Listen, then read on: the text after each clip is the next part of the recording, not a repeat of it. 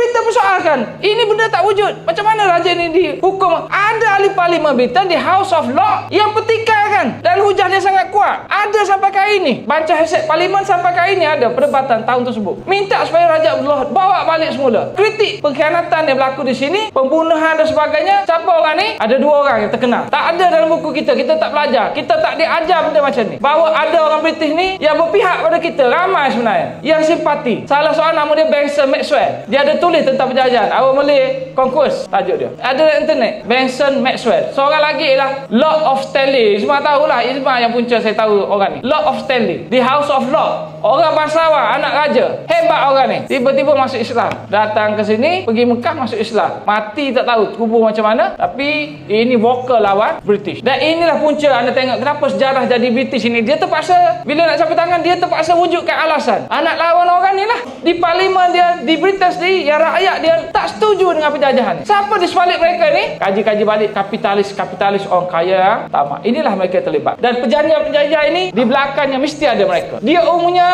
British ini penjajahan dia tidak melibatkan kerajaan itu sendiri. Kerana kerajaan ni ada yang tak menyokong. Yang selalunya terlibat di belakang tu adalah kapitalis, syarikat-syarikat. Inilah benda yang tak dikaji orang. Kita tak tahu, kita tak faham bahawa syarikat-syarikat ini mereka terlibat. Mereka buat bagi rasuah, mereka bayar buat ini, buat petition, gunakan British untuk beralatkan untuk wujudkan perang. Ini cara mereka untuk dapatkan kuasa dengan cara penjajahan. Mereka mahu penjajahan. Termasuklah isu penjajahan Bangkok ini. Jadi saya tak sentuh panjang lagi, masa tak mengizinkan. Maaflah lari daripada nota sebenar tentang penjajahan Bangkok. Harapan saya ialah apa yang saya terangkan tadi akan dimanfaatkan. Ada sedikit kesedaran, setitis kesedaran pun cukup supaya anda bermula dengan satu proses.